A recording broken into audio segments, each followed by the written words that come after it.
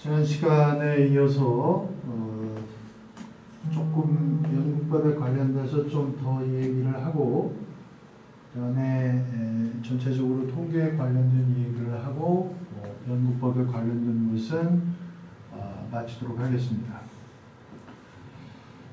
지난 시간에 이 얘기에서 지난번에 호손 효과에 대해서 얘기를 했었죠. 이 플라시보 효과라고 하는 것은 일종의 가짜 효과입니다. 다시 바꿔 말하면 우리가 유약 효과라고도 얘기하는데, 예컨대 어떤 약의 효과를 검증하면서 그 약과 비슷한 어떤 밀가루 만든 제품을 환자에게 주고 먹으라고 하고, 그 다음에 그 진짜 약의 효능과 가짜 약의 효능을 검증하는 것입니다. 사실 가짜가 효과가 있겠습니까마는 그 진짜 효과를 보기 위해서는 신약을 개발할 때 이러한 플라시보 효과에 관련된 실험들을 많이 하게 됩니다. 처음에는 이렇게 생각하고 효과를 보았는데, 그러니까 그 가짜 약의 효과를 보았는데, 실제 조사를 해보니까 가짜 약을 먹은 사람도 병이 낫는다라고 하는 것을 발견을 했습니다. 그런데 여러분도 알다시피 과학이라고 하는 것은 어떠한 부분적으로 설명하는 현상에 대해서는 그게 과학적이라고 우리가 얘기할 수 없습니다. 그래서 플라시보 효과는 과학적인 효과는 아닌데, 그런데 요 근래는 심리학에서도 이게 플라시보 효과가 상당히 효과적이다라고 하는 것을 이야기하고 있습니다. 그래서 이 미국의 심리학자 가운데 이 플라시보 효과도 엄연한 심리적 효과라고 그렇게 주장하는 이러한 심리학자들도 생겨나고 있습니다. 이 시간이 연구법 시간이기 때문에 연구법에서는 어떻게 하면은 이 처치의 효과가 처치의 효과만을 나타낼 수 있는가를 실험하기 위해서 쓰는 방법 중에 하나가 블라인드 셋업입니다.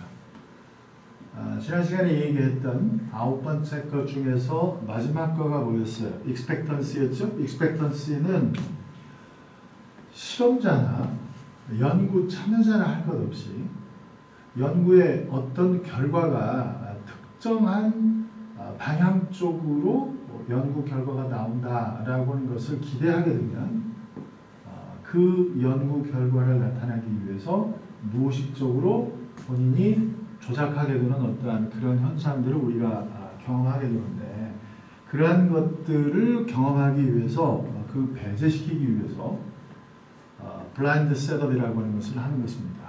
우리가 보통 영어로는 블라인드 셋업이고 우리말로는 보통 영어를 좀 완전시켜서 블라인드 테스트라고도 얘기합니다.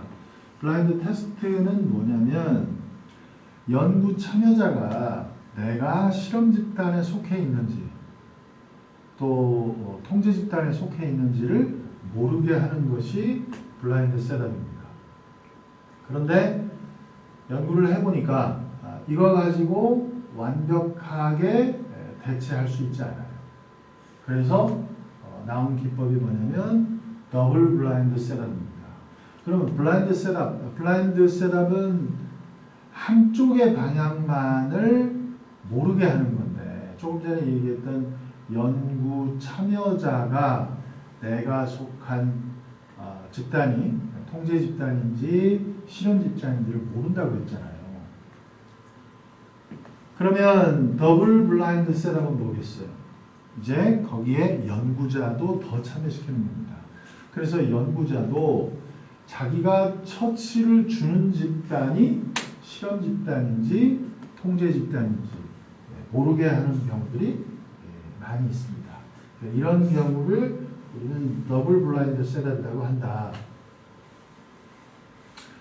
자, 이건 이제 프리테스트, 포스트 테스트의 전형적인 디자인 방법입니다. 여기에서 O는 옵저베이션의 약자로 옵니다. 가운데 T는 treatment, 처치의 약자로 T입니다.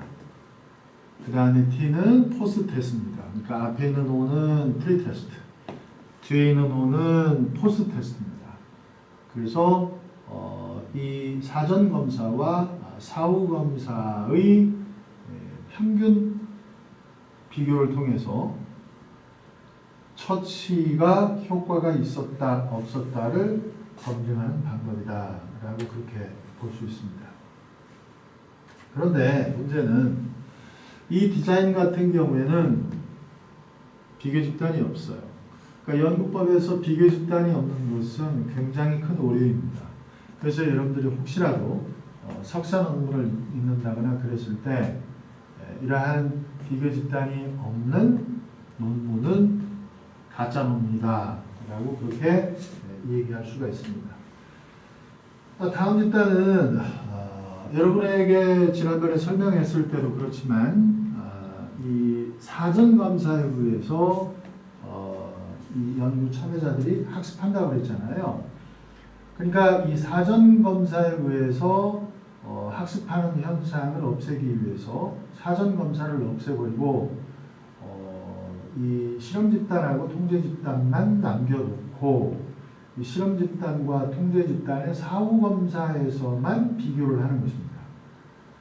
자, 그런데 여전히 문제가 남아 있습니다.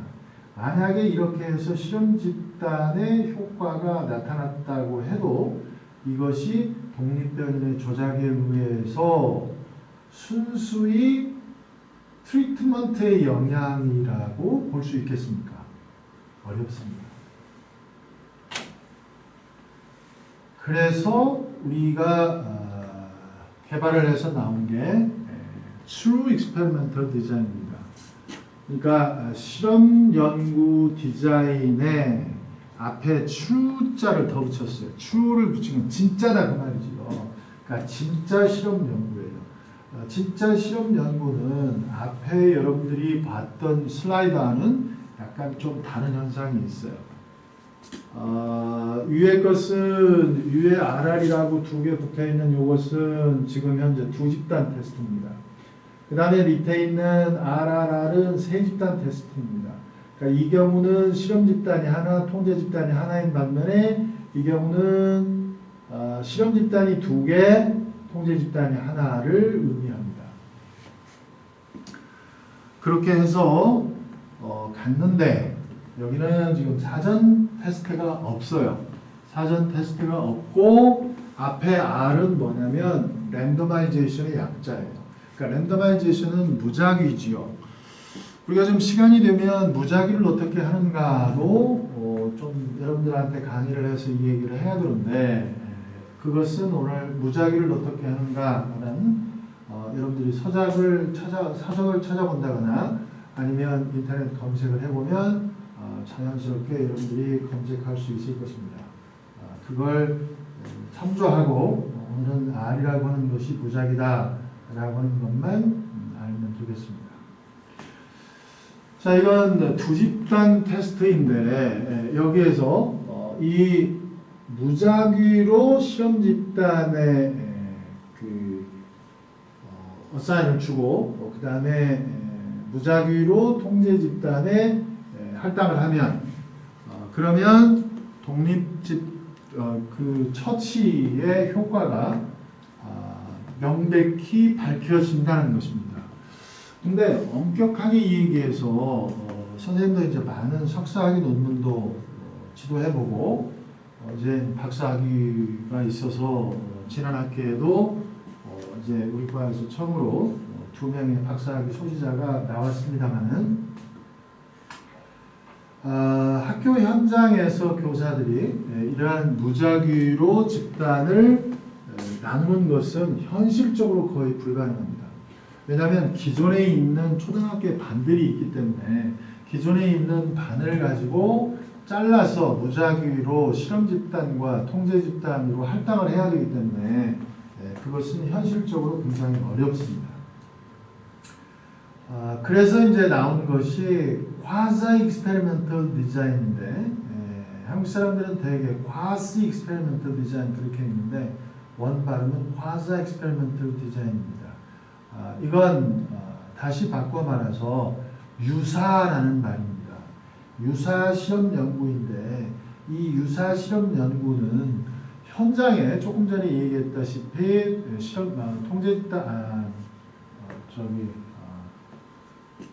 초등학교 현장 같은 경우에는 이미 기존에 있는 반들이 있기 때문에 기존에 있는 반들을 무작위로 섞을 수가 없다고 그랬습니다. 그래서 그러한 무작위로 섞을 수가 없기 때문에 기존에 있는 반을 그대로 쓰면서 통계적으로 사전 검사에서 같다라고 하는 것을 어느 정도 우리가 맞출 수가 있습니다.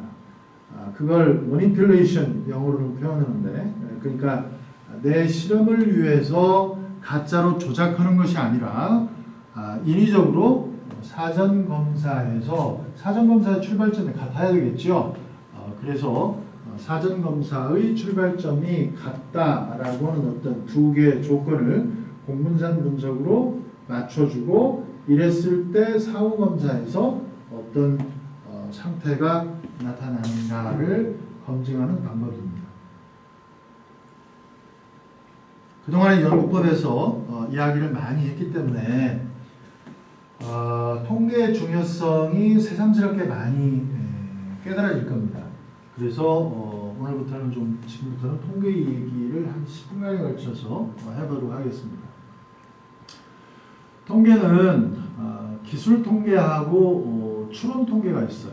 기술 통계는 어떤 집단의 특성을 요약하는 겁니다. 어떻게 요약하느냐? 평균, 표준 편차. 그러니까 표준 편차는 그 평균에서 전체적으로 어떤 분포를 보이는가를 뜻합니다. 그 다음에 거기에서 스탠다드 디비에이션이 이제 표준 편차인데 그 표준 편차에 제곱을 하면 분산값이 나옵니다. 또는 그것을 어떤 통계책은 별량이라고도 합니다. 그래서 분산값, 그 다음에 최소값, 최대값. 그러니까 최대값에서 최소값을 빼면 최소값과 최대값의 범위가 나옵니다. 어떤 통계책은 거기다가 1을 더 플러스 시키기도 하고 아니면 어떤 책은 1이 없는 책도 있고 그렇습니다. 그 다음에 이제 편포, 그 다음에 첨도, 외도 이런 첨도, 외도는 주로 조금 전에 얘기했던 그런 편포가 나타나는가를 보기 위한 방법입니다. 우리가 이런 것들을 손으로 다 계산을 해야 되는데 손으로 계산하기가 현실적으로 어렵겠죠? 그 데이터가 뭐 5개, 6개면 우리가 계산기나 이러한 여러 가지 여러분들이 손으로도 활용을 가능하겠지만 데이터가 100개, 1000개, 10,000개가 넘어갈 때는 어쩔 수 없이 여러분들이 컴퓨터의 힘을 빌려야 되기 때문에 우리가 컴퓨터를 하기 때문에 물론 여러 가지 방법들이 있지만 그러한 방법들 중에서 SPSS, Sociological Package for Statistical Package for Social Science. 그래서 그것을 SPSS라고 하는데요. SS를 통상적으로 많이 사용하고 교육계 현장에서는 그 다음에 경영대학이나 주로 상과 쪽에서 근무를 하는 사람들의 경우에는 SES라고 하는 프로그램도 많이 사용하고 그 다음에 의료계에 있는 사람들은 또 이 메디컬 쪽에서의 통계 분포를 가장 많이 쓰기도 하는데 가장 일반적인 프로그램은 SPSS, 우리가 학교 현장에서 많이 쓴다라고 하는 그것입니다. 이 프로그램은 굉장히 비쌉니다. 그래서 우리 학교 현장에서도 돈이 많이 들기 때문에 프로그램을 빌려 쓰는데 제가 듣기에 1년에 우리 학교에서 한 1,200만 원 정도 준다고 들었는데 학교에서 1년 동안 빌려 쓰는 돈입니다. 그래서 이것도 1,200만 원을 주고 아주 기본적인 것만 다룰 수 있는 프로그램을 쓰고 있습니다. 물론 시중에는 불법적으로 복제한 프로그램들이 많이 있는데 그것은 전 패키지가 다 허용되기도 합니다. 그동안에 여러분들한테 얘기했지만 데이터의 수집은 양적 데이터는 통계적인 데이터를 가지고 다루고 질적 데이터는 주로 이제 언어적인 거 이런 것들을 다룹니다. 그 다음에 우리가 통계를 다룰 때 구별자 아웃라이어가 있는데 이 아웃라이어는 다른 일반적인 현상과는 달리 어떤 특정한 수치가 그 일반적인 경향에서 훨씬 벗어나는 것, 영어로는 그걸 outlier, 그러니까 바깥에 놓여 있는 통계치, 바깥에 놓여 있는 사람의 기록을 우리가 아웃라이어라고 하는데 그것을 우리가 철저하게 경계를 많이 해야 됩니다. 사례수가 적을 때는 이걸 빼버리는 것도 하나의 방법입니다. 그 다음에 줄기와 입이 있는데 이건 데이터를 요약하는 방법이기 때문에 그냥 넘어가도록 하겠습니다. 그 다음에 이제 우리가 전체적인 분포는 normal distribution인데, 그러니까 정상 분포죠. normal distribution이 정상 분포인데, 이런 식으로 이렇게 가운데 이것도 완전한 지금 대칭, symmetrical 대칭이라고 볼 수는 없는데 거의 대칭에 가까우니까 제가 조금 잘못 그렸어요. 그 다음에 저렇게 산이 두 개인 것, 그것을 이봉 분포라고 하고, 이렇게 한쪽으로 분포가 치우친 것을, 이쪽 왼쪽에 치우친 것을 정적 분포, 오른쪽에 치우친 것을 부적 편포, 정적 편포, 영어로는 skewed 또는 skewedness라고 하는 그러한 표현을 우리가 사용하거든요. 그 다음에 척도에는 우리가 명명척도는 이름을 일컫고, 서열척도는 키가 어떠한 1등, 2등, 3등, 4등을 나타내는데 1등과 2등 간에 있어서 얼만큼 크다 적다는 없어요. 그 다음에 이제 등간척도, 여기 등각척도라고 하는 등간척도입니다. 등간척도는 심리척도에서 가장 많이 쓰는데, 뭐 가장 그렇다, 뭐 보통이다 이런 것이 등간척도입니다. 그 다음에 비율척도, 등간척도는 절대 0이 존재하지 않습니다. 그러나 비율척도는 0이 존재합니다. 예를 들어서 사람의 몸무게라든가 키라든가 이런 것들이 존재합니다. 그래서 여러분들이 통계를 봤을 때 명명척도나 서열척도에서는 더하기, 빼기, 나누기, 곱하기를 못합니다. 그러나 등간척도나 비율척도에 있어서는 더하기, 빼기, 나누기, 곱하기를 할 수 있습니다. 그것이 차이가 있는데, 여러분들이 데이터를 볼 때 이게 네 가지 데이터 자료 가운데 어떤 자료에 속하는지를 봐야 되고, 그 다음에 어떠한 이 분포를 내서 전체적으로 1000개의 데이터면 1000개의 데이터 가운데 평균 점수가 얼마인가, 그 다음에 최대값, 최소값이 얼마인가, 그 다음에 1000개의 데이터를 이런 식으로 늘어뜨린다고 해도 1000개의 데이터를 한 군데 한눈에 바라볼 수 있게끔 하기 위해서는 어떻게 데이터를 요약하는 게 필요한 것인가를 봐야 될 것입니다. 그래서 그 데이터를 요약하는 가장 쉬운 방법이 평균입니다. 그 다음에 최빈치라고 하는 것은 어떠한 수치가 가장 많이 나오는 수치를 최빈치라고 하고, 중앙치라고 하는 것은 나타난 수치 중에서 가장 중심에 두는 중간값, 그것을 중앙치, 미디안이라고 얘기를 합니다. 여기 최빈치, 중앙치, 평균치를 알아두시기 바랍니다. 그 다음에 조금 급하니까 그냥 넘어가도록 하는데요. 자, 여기에 있어서는 이 표준 편차를 제곱하면은 분산값이 된다라고 하는 것을 지금 현재 나타내고 있고, 이러한 것들을 어떻게 계산하는가, 이런 것들이 표로 제시되어 있으니까 여러분들이 이것을 참조하면 될 것입니다. 그래서 이것은 뭐냐면, 두 개 분포를 놓고 비교를 했을 때 이 두 개 분포에 있어서 평균값의 차이가 있다면 대부분의 추론 통계들이 이 평균가를 비교하는 방법이거든요. 그래서 이 A라고는 집단의 평균 점수, B라고는 집단의 평균 점수, 이것을 체육 점수라고 합시다.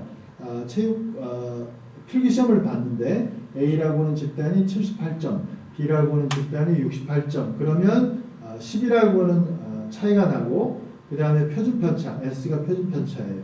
표준편차에서 변화가 없다고 할 때 이런 것들을 어떻게 계산하는지 그것을 보통 우리가 T-검정이라고 T-테스트라고 보통 우리가 그렇게 설명하거든요.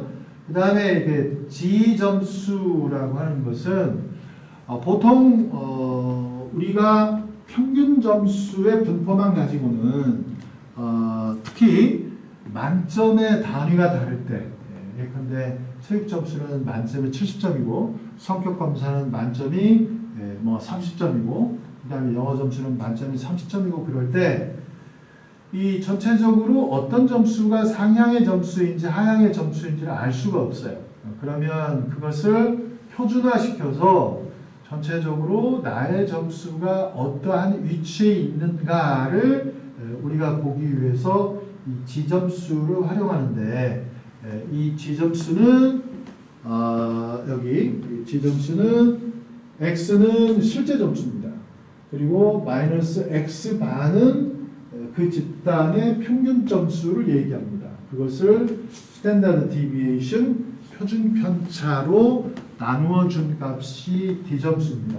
이걸 활용한 것들이 T-스코어, T점수도 있고 스테나인도 있고 그렇습니다. 그 다음에 하나만 더 설명하면 우리가 통계를 다룰 때 모수 통계가 있고 비모수 통계가 있어요. 이 모순 통계라고 하는 것이 기본 가정이 뭐냐면 한 집단의 사례 수가 30명 이상이고 그 다음에 데이터가 아까 데이터 종류 4개를 얘기했잖아요. 데이터의 종류가 인터벌 데이터고 분간 척도죠. 그 다음에 비율 척도죠. 이 2개의 경우만 해당되고 그 다음에 분포가 정상 분포이고 중앙 편향을 보이고 전체적으로 그랬을 때 우리가 분산값과 표준 편차를 이용하게 되고 그 다음에 표준 점수는 G나 T나 S 점수를 우리가 활용한다고 볼 수가 있어요. 그런데 비모수 통계는 뭐냐면 사례수가 30명이 안 되는 거예요. 너무 사례수가 많으면 예컨대 한 집단의 사례수는 2명밖에 안 돼. 한 집단의 사례수는 100명이야. 두 집단의 평균 점수는 50점이야. 그랬을 때 문제가 생기지요. 두 집단이 예컨대 두 사람으로 구성된 한 집단에서 하나는 100점 받고 하나는 0점 받았으면 평균은 50이잖아요. 그러니까 평균이 왜곡되는 거예요. 그랬을 때 쓰는 방법이 비모수 검증 방법에 있어서는 랭킹의 방법을 활용을 해요. 모수 검증 방법에 있어서는 평균 점수를 활용을 해요. 그런 차이가 있다라고 하는 것을 여러분들이 알아두시고 시간이 부족하다 보니까 여러분들에게 이러한 여러 가지 설명을 다 하지 못했는데 이걸 공부하고 좀 더 여러분이 궁금한 사항이 있으면 선생님한테 수업 중에 나와서 질문하면 질문을 받아주겠습니다. 자, 감사합니다.